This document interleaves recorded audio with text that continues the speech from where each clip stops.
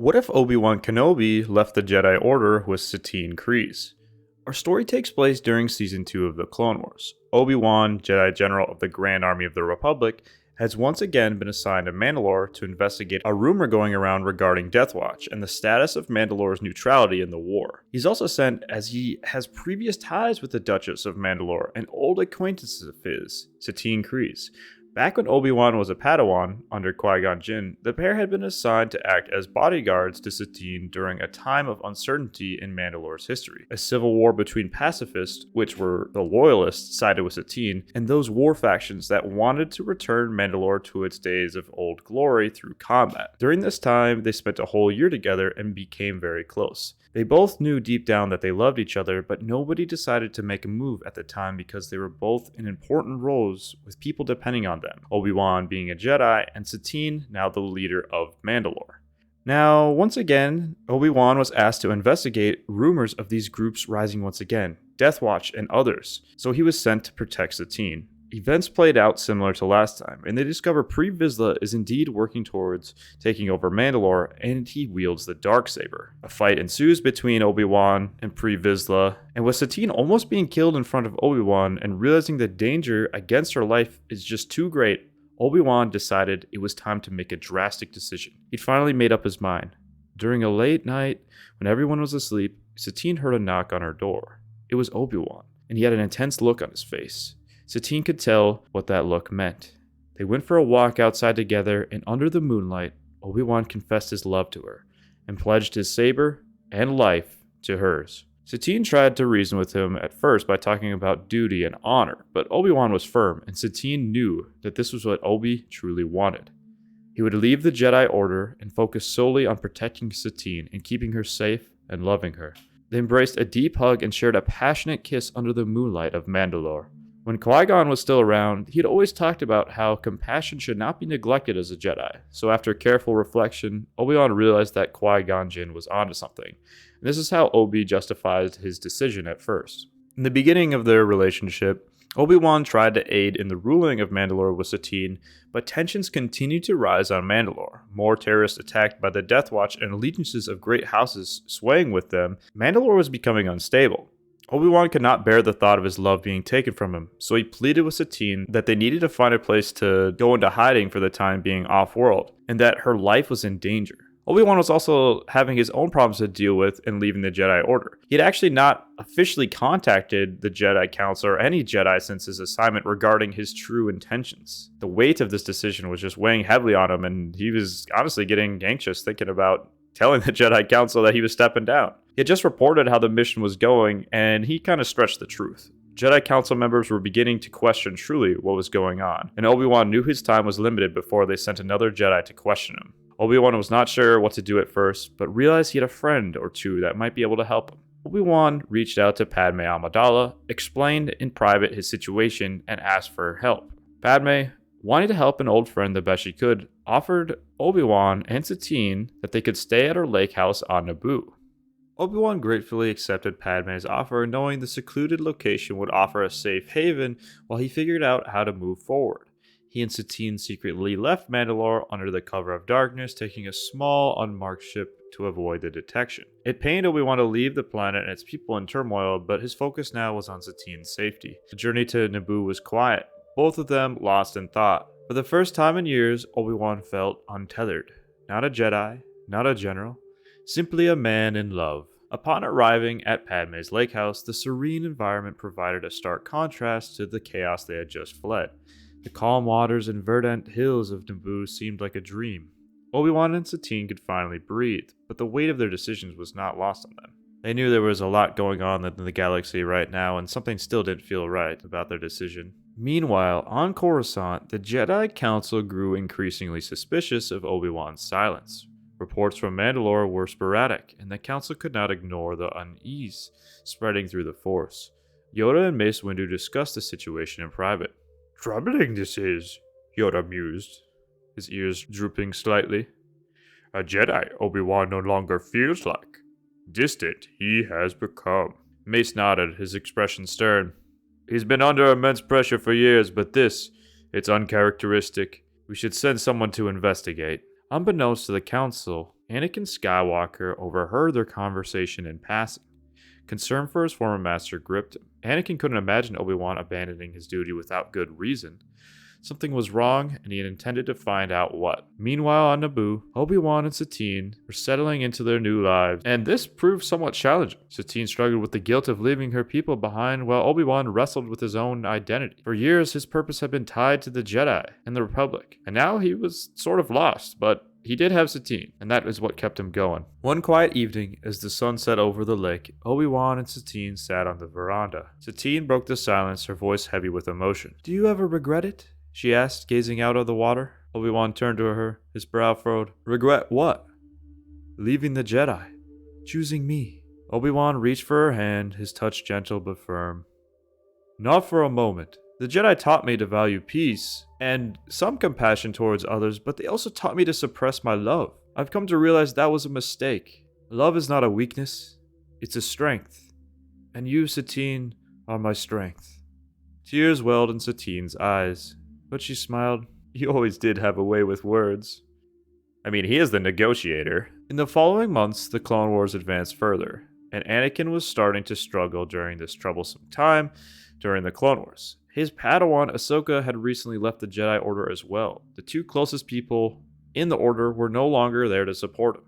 In addition, he was beginning to see visions, horrible visions, of the one he cared for most, Padme, and her dying during childbirth. Unable to bear the weight of his visions alone, Anakin resolved to seek out Obi-Wan. His former master was always there for him, the voice of reason amidst chaos. After learning of Obi-Wan's location through Padme, Anakin traveled to Naboo under the guise of a diplomatic mission. When Anakin arrived, Obi-Wan immediately sensed the turmoil within him. Anakin hesitated, but Obi-Wan's calm demeanor and absence of the Jedi formality put him at ease. For the first time, Anakin confided in someone about his visions. "I've been seeing Padme," he admitted, his voice heavy, "dying, and I don't know how to stop it." Obi-Wan listened intently, his own guilt growing as he realized the depth of Anakin's struggle. "These visions may not be absolute," Obi-Wan said, trying to offer comfort, "but if there is truth to them, we must act carefully. The dark side preys on our fear and desperation." For the first time, Anakin didn't feel judged. He felt heard, truly heard. Just someone that could actually relate with him, having feeling for another person. Obi-Wan's reassurance steadied him, and the weight of the Jedi Council's expectations felt lighter. They didn't seem as important. They embraced each other with a big hug. Anakin returned to Coruscant more centered, determined to protect Padme, but was now wary of the manipulations around him and the temptations of power. In the coming weeks, the war had intensified further. The droids attacked the Wookiees on Kashyyyk, and Yoda was sent to support them. The Council gave Anakin a secret mission as well, to report back on the Chancellor and his doings. The Chancellor had already stayed in power long past his term, and Palpatine and his true nature was beginning to be engulfed in a cloud of the dark side. Similar events that happened during the Revenge of the Sith followed, with Palpatine, in reality Darth Sidious, giving Anakin a lengthy and somewhat suspicious story regarding Darth Plagueis the Wise, a dark side force user so powerful he could influence the midichlorians to create light. Anakin was beginning to become even more suspicious of Palpatine's words now and potential manipulation. Anakin, who had seen Palpatine as a father figure, was beginning to find it hard to turn a blind eye to the darkness Palpatine gave off. Anakin reflected on Obi-Wan's guidance. His conversations with Obi-Wan had planted seeds of doubt about Palpatine's true nature. The Chancellor's uncanny knowledge of the Force, his attempts to exploit Anakin potentially, and this insistence of keeping Anakin close at all times and always talking in his ear, it seems more suspicious than reassuring now. And Anakin was determined to find answers, so late one night he decided to act. Anakin made his way into the Chancellor's office, cloaking himself in the Force to avoid detection. Palpatine wasn't here, he was off in a meeting with an important senator. The air felt heavy as he stepped inside, the dark, polished surface reflecting the faint glow of Coruscant's skyline. Extending his senses, Anakin reached out through the Force. What he felt chilled him. A concentrated presence of darkness buried beneath the veneer of the political power that he felt in the room. Following the pull of the dark side, Anakin focused further. And this is where Anakin discovered a hidden compartment within the Chancellor's private quarters. Inside, he found an ornate case, art on the outside, but secretly, it contained two golden metallic lightsabers. Their design was unmistakable, elegant, yet menacing at the same time. With a deep breath, Anakin ignited one of the blades. The crimson glow illuminated the room, and in that instant, Anakin's suspicions were all but confirmed. His hand shook as he deactivated the weapon and placed it back. Palpatine wasn't just a powerful and power-hungry politician. He was the Sith Lord behind the war, the one orchestrating both sides. Anakin left the office, his mind racing.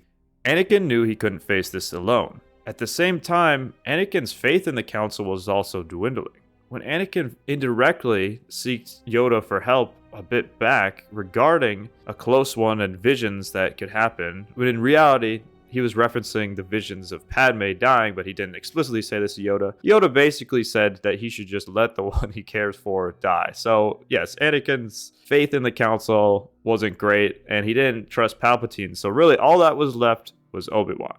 Anakin knew he couldn't face this alone. Palpatine's hold over the Republic was too vast, and the Council's distrust of him was just too great. He reached out to an old friend, Obi Wan, sending an encrypted message through channels they had used during the war. "I found proof." Anakin's voice trembled in the recording. "Palpatine is the Sith Lord we've been searching for. He's behind all of it. I need your help." Obi-Wan and Satine, still on Naboo, immediately made plans to return to Coruscant. Obi-Wan's heart sank as he listened to Anakin's message, knowing what he must do. The situation was dire, but there was still hope. Obi-Wan could feel some confliction with Anakin, but he was resisting the pull of the darkness, and this was reassuring. The future could still be saved, and the war could finally be ended if they acted now. With Anakin and Obi-Wan's trust in the Council being at an all-time low, they decided to confront the Dark Lord on their own. Without the help of the Council, they would take matters in their own hand. When the moment for confrontation came, Anakin and Obi-Wan took on Palpatine together.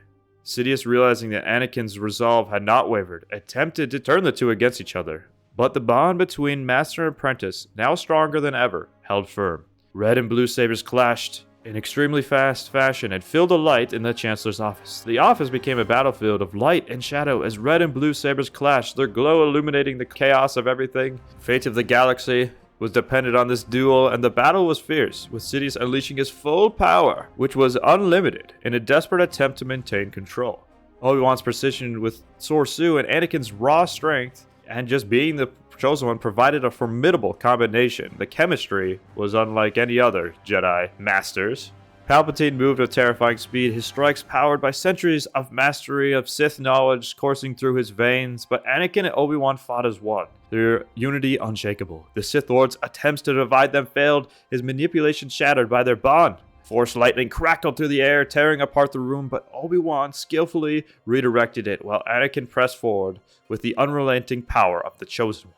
The battle spilled into the Senate's chamber, where platforms collapsed under the weight of Sidious's rage. In the final moments, Obi-Wan disarmed Palpatine with a precise slash, leaving him vulnerable, and Anakin's blade struck true, cutting down the Sith and severing his connection to the dark side, once and for all.